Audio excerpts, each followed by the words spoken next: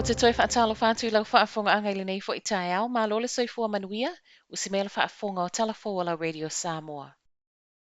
Wale ai mai le peresetene o le pātia le National, na i oe le fono faatonu e ave e se mai tūlanga tofi, mai a Simon Bridges.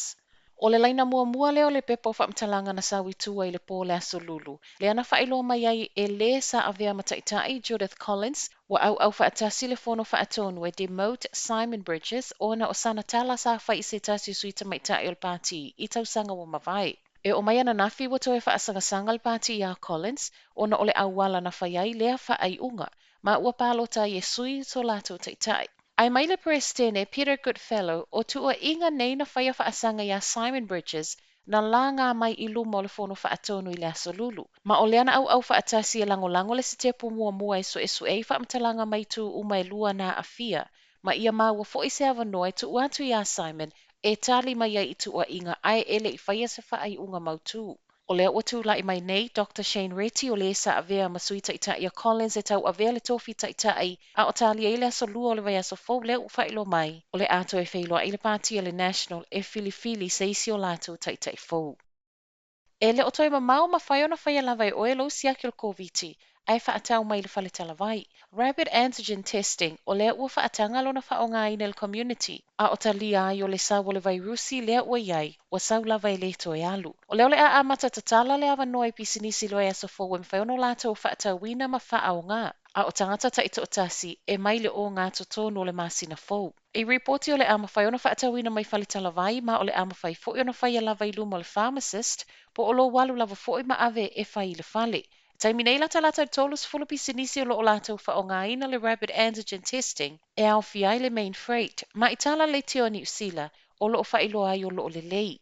Whaamaunia mai el min stalango lango le soifua maloloina, Asia Veril, o le a whaatau lava i le tangata, ma ele o mauti nope fia le tau. Ai mai le main freight o lo o lātou whaongaina, e le vao le se fulu tāla, ma le se fulu lua tāla. O lo iai le Popolega o le totongi o pakanga i le taulaga faatau o Porirua, o le ātau ma mau ai tangata, ma a fiai pisinisi. O le olo mana o le Porirua City Council e whaapipi i masini wa tā ua parking meters e totongi ai le e paka i le taavale. Ma o le tau o lo tala noina i le vao le tasi le tāla, ma le lua tāla.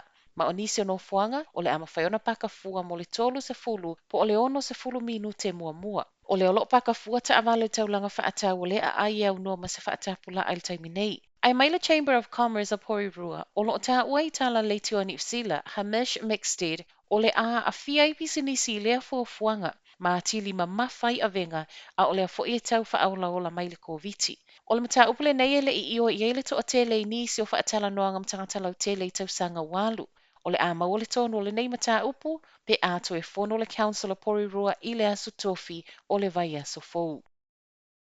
O lo whaia nei se Suesue i telefoni na whaia i le vao se tasi o maliu i le Koviti ma le helpline. Lua vai aso tālu ai na maliu ai se tasi o tama unos fulwalu tausanga o Glen Eden i si sifo Aukilani a o faanofoesea i le fale o no le Koviti. Ma o lea ua whaafsota i le COVID Response Helpline le a ingo lea tama o lo whaia nei se Suesue tu to atasi e tu samalona maliu. I tala le Herald o lo taulai nei Suesue i fautuanga na tu inatu tama i lungol telefoni a o faanofoesea. Ma ua whaia i le mai a whaitio ina le whānau o le tama, o le o whesota inga i lungo le telefoni na le mawhaia i o o le tama i le whale mai motonga fitinga. O le tama le nei na maliu i le aso se fulo o Novema, ma e maliu wa 5 aso o tale toto, ma whaatari pēa se tala mai le soifua malolo ina pē alu i le whale mai. O lo iei le mana o le whānau whaanoa noa ia maua mai whaamtalanga tustusi o nei telefoni i le vai aso fou, ma amo o mia o le ātalo sanga ina fo i telefoni na poe po o audio recordings.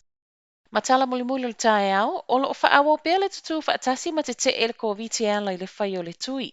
O le aso a tae au le a faatonu ina i le whai ngō tui le 5 i le afiafi le Malaeola senta i mangele, ma italia so o se tasi, ma maua fo i whaamanuianga. E le ngata i lea, o le a fo i watu e tau Mafai le Samoa i Manurewa tutu faatasi whaapea le Pasifika Family Health, i le whai o tui pui le Northcrest car park i le taulanga whaatau i Manurewa. E a mata lea tae au me le iwa i le tae au, whaasolo atu le itu lai ono i le afiafi, a o le aso sa, e mai le se fulu lua i le awauli e o atu i le itu lai valu i le pō. O le a iai polo kalame whaapito o le kerisimasi saunia e ka le sia Samoa i Manurewa, whaapea nisi o le au whaafiafia. I whaamanuianga, te awale lua se lau mua mai aso ta itasi, o le ama o le Christmas hamper ma o loo iai fo isi mea alofa le kirisimasi, whaailonga ma vouchers mo whaataunga. O tala na o le tae au, manuia le nei aso.